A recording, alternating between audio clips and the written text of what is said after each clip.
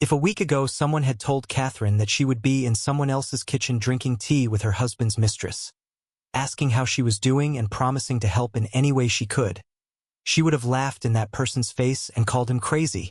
Because only a week ago Catherine still had the most ordinary, quite normal life. Everything, as they say, like everyone else. Not bad relations with her own parents, a little more strained with her parents-in-law, dacha, where she likes to lazily bask in the sun with a view of the flower garden, and perching zucchini beds. Does not like, as well as one small cash loan and big plans for the future with her husband.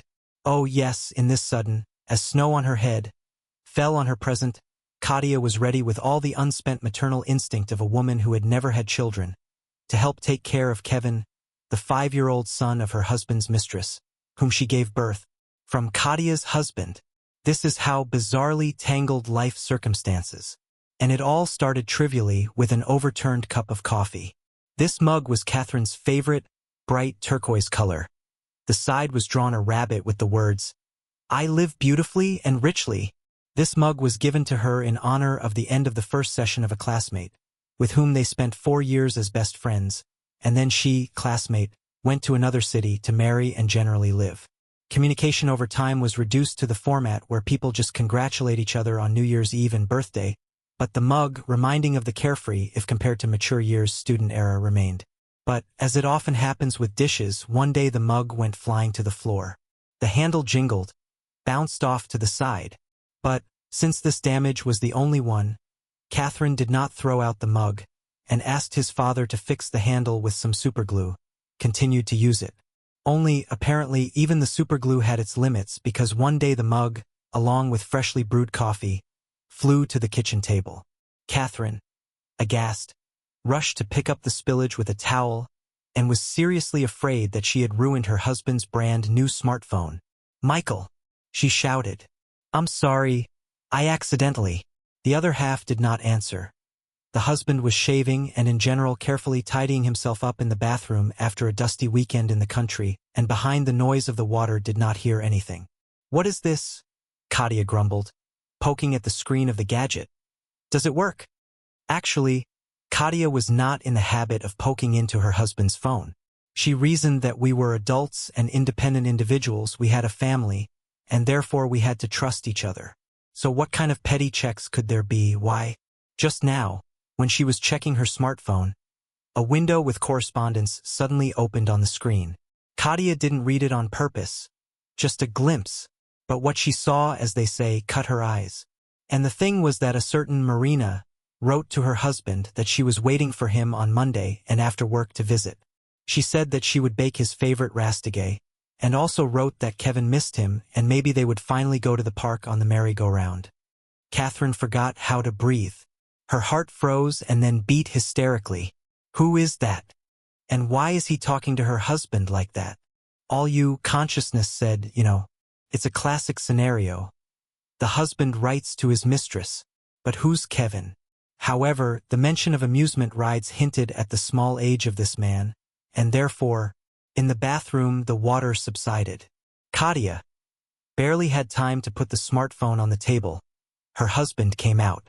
In a fresh shirt, pants, all businesslike, he was going to work in the firm, where he was deputy head of security. "I almost poured coffee on your phone," blurted out Catherine. "But everything works. I did not check," she added, and for some reason, as chilled at the thought that her husband may find that she looked through his personal correspondence. "Check it out yourself, will you?" "Well, you've got chicken legs, not hands," he snorted. He grabbed the smartphone, spun it around, and smirked. "It's fine. Be careful. We're going to my mom's on Saturday for her anniversary. Remember? Don't break anything." "Yes, of course." Katia smiled strangely. "Shall I make you some sandwiches? Fry some eggs?" "I don't care," Michael said. "I'll grab a coffee on the way. And then lunch. I'm going out today," he said from the doorway, rustling his jacket. "I'll be late. I need to think over something at work." "I see." Ekaterina nodded and on stiff legs went to the door, locked it behind her husband. "At work he will be late on Monday, yes, of course." Clearly the same Monday was the subject of the correspondence. Catherine returned to the kitchen. The clock read 8 in the morning. She had to be ready by 9 o'clock and it was only a short drive away. The printing services firm she had been working for 6 years was across the street. She didn't even think about having breakfast herself. She was so nauseous. Her thoughts were swarming like wasps that had lost their hive, and it seemed that she was about to burst into tears. But for some reason she didn't. She and Michael had gotten married 2 years ago, and they had met, well, not romantically, that is, just in the company of mutual friends. And they had no long walks under the moon, nor ardent experiences, from which the head is round and the usual world flies upside down. Just Katia was already 26 years old, and she was ashamed of the fact that until now has not entered into a truly serious relationship. No, her parents were not those who somehow negatively in this regard affects the upbringing of daughters. But so it happened. Just at first there were boys who did not love played, and parting with each of their cavaliers Katia took too close to heart. Then there was studying at the university and a sea of hobbies, photography, belly dancing, singing. Then Katia changed her job. And then there was Grandma Zina. The poor old lady was so ill that she could no longer live in the village. She was moved to the city, and it so happened that of all the family decided to entrust her care to Katia. Grandma Zina lived a little more than a year, and all this time Katia rushed straight home from work, to prepare dietary food, to take care of her in every possible way. Then Grandma Zina died. And then Catherine met Michael. "That's right," said Katia parents. "It's time to start living seriously, and something you relaxed." Katia could argue with this, but at that time of life they felt like a dead battery and wanted only any changes, and that certainly for the better. And why, one might ask, could not it be a marriage with a man who was sympathetic to her? In general, Michael won Katia in many ways because he knew what he wanted. The fact that he was so powerful a little. He understood her well, felt her mood. He was able, when she hesitated, to make a decision for her. And Katia, tired of worries, at some point happily began to give him more and more power. And also, when Catherine was asked about her personal life, she always answered that she has everything wonderful, or just good. Because, why complain? This is for others' husbands' drink. Mistresses in the marital apartment bring mistresses. Lose the family jewels. Here are those poor girls who have such a scarecrow in the spouse got. Let them complain. But she won't. Because what she herself sometimes seems like a problem, in fact is certainly not. So what if sometimes, when they argue, Michael suddenly grows fierce, his eyes become empty, and he can say something rude and cruel to her, wave his hand as if, no, he never hit Katia, never even really swung at her. But the walls and tables and nightstands sometimes got it. "I'm sorry," Michael would say later. "I don't know what came over me." And if Catherine did not want to immediately reconcile, sulked, he said another. "What, will run to parents complain?" Michael frowned. "Well, of course, Daddy's daughter, complainer." Katia, by the way, a couple of times really complained to her father that her husband offends. Her father got suspicious and said that, if things got bad, she had to get a divorce and that was it. And as a bonus, he said he'd break someone's nose. Or something else. Katia decided not to spill her guts to her dad anymore, just to be on the safe side because he used to box when he was young. This was Catherine's personal, family life, but until that fateful morning she had no idea that her husband is able to cheat on her. And now Catherine had to urgently decide what to do. The first impulse was simple and familiar from early childhood. If something very bad happened, then run straight to your parents. But this idea she cancelled at once. And not because of the fear that Daddy would immediately decide to teach Michael a lesson, but because, first, she did not want to shift the responsibility for her marriage to her parents. A fool herself, as they call it, if such a man in the husband chose. And secondly, she experienced a great desire to personally deal with her husband. Catch him, clamped in a corner, figuratively speaking, and looking into his eyes, ask, "But how so? What I did not please you that you went to cheat? Why, if you did not like something in our relationship, could not just talk, and then divorce without causing this pain?" She would have thought of many more things, but then a colleague from work called her. "Katia, are you all right?" "Yes," she answered. "Why?" "It's just that it's 10:30, and you're not there." Catherine, looking at the clock, aghast. and how only time flew by unnoticed. And despite the drama in her personal life, went to work. How held on almost to the end of the working day, himself did not understand. And then boldly lying about the fact that I had a terrible toothache and needed to go to the dentist urgently. She asked to leave early, because she wanted to follow her husband. And for this purpose Katia had to reincarnate a little into a heroine of some thriller. "Good evening," she said. "I need a car for an hour, perhaps. You see, such a situation." And Katia explained that they would first go to one address, it was her husband's place of work, and then somewhere else. The operator from the cab service was confused, and then sternly said that no, they work with specific orders, not with incomprehensible things. Katia took offense at her, and decided that, in this case, would be generally reckless. She approached one car, it was a private cab driver waiting for customers, and looking through the window, smiled. "Hello, I need a cab. I want to follow my husband. Can you help me?" The driver, who introduced himself as John, agreed to this unusual order and immediately promised that even if he had to drive all over the city, he wouldn't charge a lot. "Those who cheat in marriage, you can't let them down," he said. "My son got into what they call today a toxic relationship. Cheated, the bastard, he, and even to our own Dacha took her lover all the strawberries we there ate, parasite." At exactly 6 Michael left the building of the business center, got into a parked car and drove out onto the road. The cab with Katia carefully drove behind. "And he won't notice us?" She was suddenly worried. "A girl." John grinned. "We are not in a movie. Not in an action movie about spies. It's just your husband. And my car not even conspicuous. Don't worry. Now we'll follow him properly." After driving through the center of the city, Michael turned down one street, then another, and finally, he found himself in an area on the outskirts, which had yet to become a full-fledged city. Everywhere there were private houses. Michael pulled up beside one of them. "Let's stop here," John said, "so as not to arouse suspicion."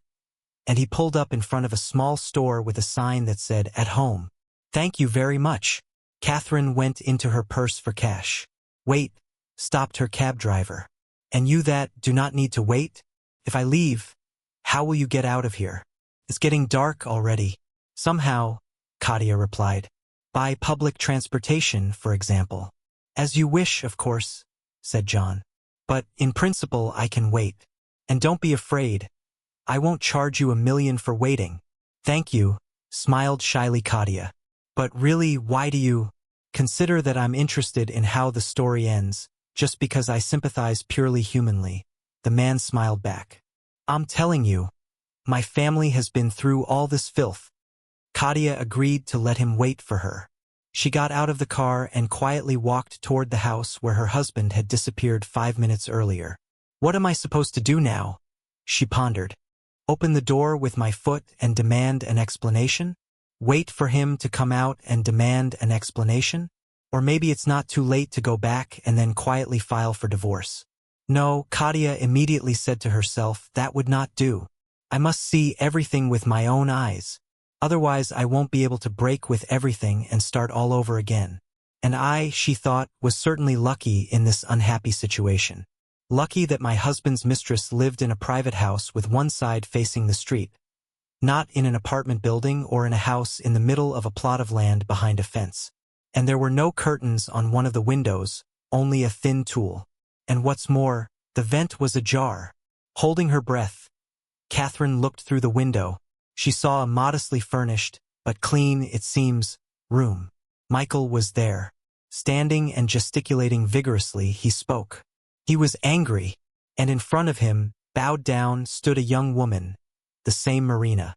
She looked, Katia thought, even younger than me. Not far away at the table sat a child playing with cars. So, thought Katia, it was Kevin, my husband's son. You've got a nerve, she heard Michael say. All you can do is pull money from me. Have you tried working? I work, replied Marina. I'm here in addition to the store, and now the cleaner got a job. At the driving school and also in the canteen. Sorry, please. I thought you would have an opportunity. It's just that the doctor said that it's better to treat the heart while Kevin is young. Then there's a better chance of preventing. Oh, don't give me that. I don't need to be here. Michael spat out the words, then pounded his fist on the wall. He won't die. And if such a weak, infirm, well, so give him to a boarding school or something. And in general, I said from the beginning, I do not need this child. So it's you who created the problem. Not true, objected Marina. You said then that I did not dare to make an abortion, that then I for you as a woman ceased to exist. You said that you would help, and rightly so, Michael shouted. A woman should give birth anyway, and take care of herself because this instinct is called so maternal. Catherine frowned. In the words of her husband, she felt some contradiction. And also for the first time since the moment she learned of the treason, so keenly struck to the heart of the realization.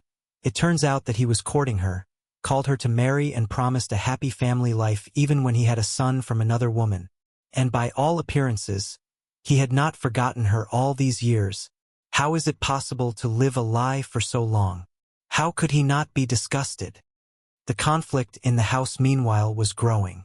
And Catherine, distracted from his own worries and as they say, all turned to listen, her husband rushed reproach. Recalled Marina, how she was not giving him attention, because she was caring for his disabled mother, how to dissolve herself after childbirth, that it was sickening to look at her. Then leave us, said Marina. Why continue all this? I already realized that you never needed us. Let's break up, Michael. Then everything can still work out. You'll find yourself a woman who will be suitable for you in everything, and I find myself a husband and stepfather to Kevin. Catherine aghast. It turns out that Michael all this time still lied that he is not married. It turns out that Marina was with him, not knowing that hurts someone else's family? I'm tired, Michael, continued Marina.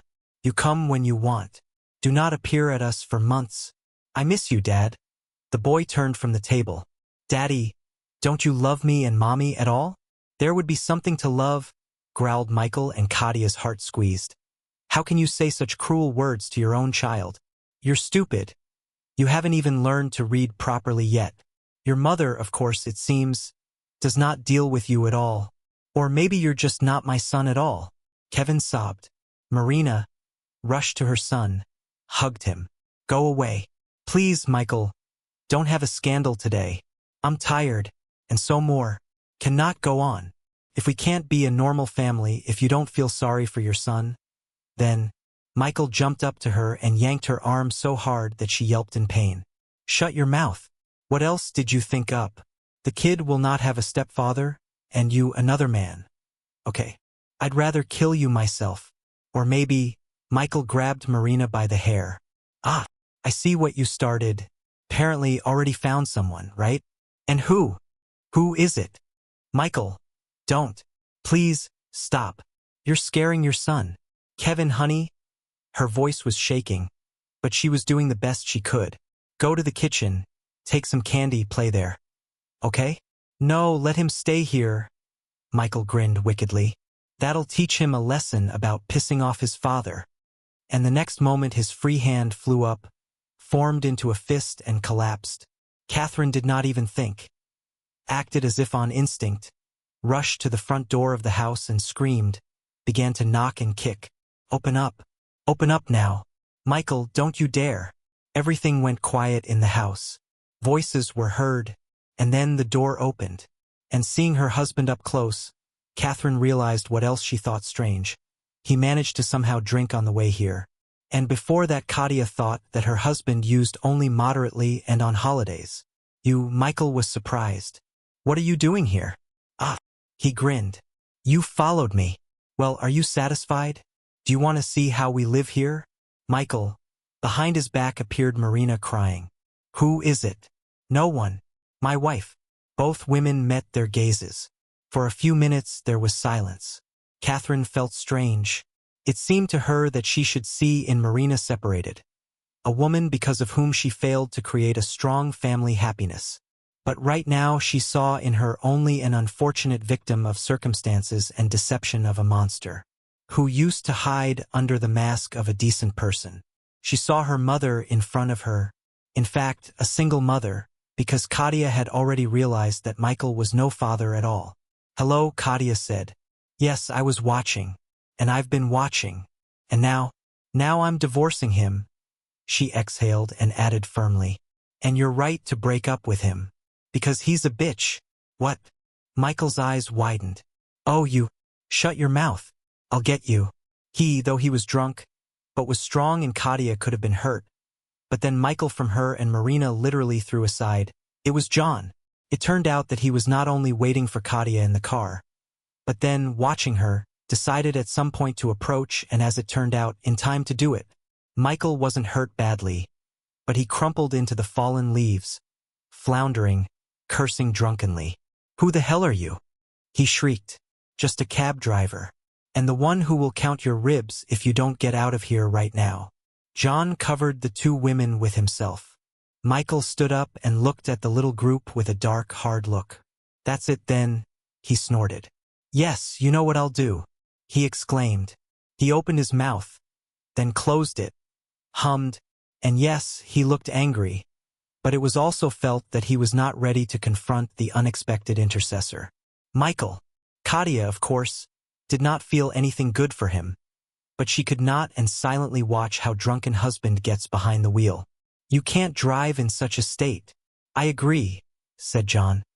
But they didn't have time to stop. Michael climbed into his car with unexpected haste, started the engine, and then, in general, before he could really get on the road, he crashed his car nose into the nearest pole. Katia screamed. John rushed to the scene of the accident, but Michael was not even hurt, and still called the right person. And also Katia, unable to stand it, took and called Michael's parents, told them to take their son. And here is what interesting found out that evening, Catherine's parents-in-law all this time knew that their son has another family, and they kept quiet about it. They hoped that he would finally abandon Marina and stay with a more suitable for him Catherine. What kind of people you are after all, she said. Katia was sincerely disappointed by such duplicity and yes, meanness. Their indifference to the existence of the grandson. John, by the way, stayed with Katia and Marina for a very long time. And when Katia began to apologize to him, only waved away and said that it's nothing, everything is fine. And then he gave his phone number to Marina and said that if anything, let her turn to him with what you need, will help as much as possible. And then there was that late tea party in the kitchen of her husband's mistress. And Katia consoled Marina and encouraged her, saying that everything would be all right. Seems to me, Katia added, that Michael, a coward. You do not worry, he will not do anything to you, and Kevin, you, most importantly, do not let him go to you anymore. Thank you, said Marina. She was in shock from everything that had happened. She could hardly believe that Michael's legal wife was being so kind to her. He deceived us both and tried to make us unhappy, said Katia. Only he won't succeed. And to her parents, Katia, of course, told about everything that had happened. But, as she feared, she had to keep her father from taking revenge on Michael personally and properly.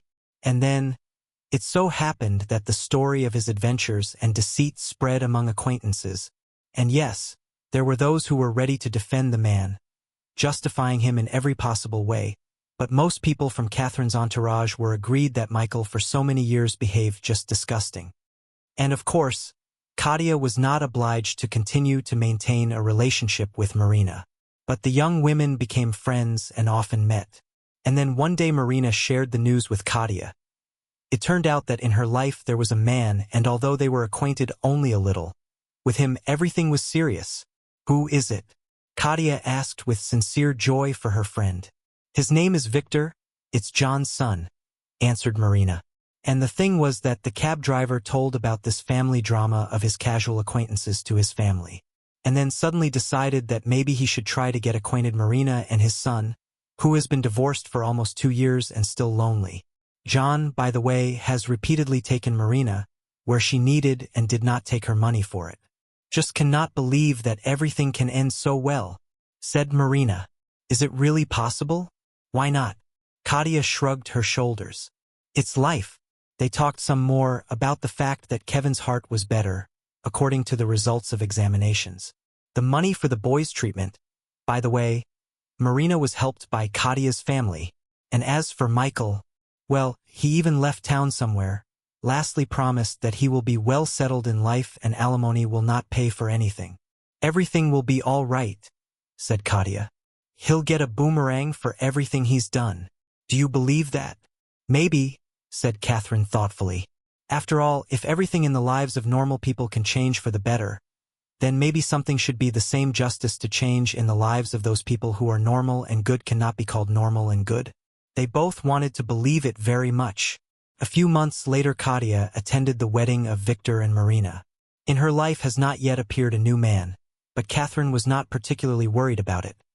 She believed that one day will meet a man who will never deceive her, will not betray, and with whom she will be truly happy. Perhaps she just had to wait until fate brought them together. And in less than a year it was so. A new employee came to the company where Katia worked, and she and he somehow immediately liked each other. In the end, she married him, and it was quite a successful marriage for the rest of her life.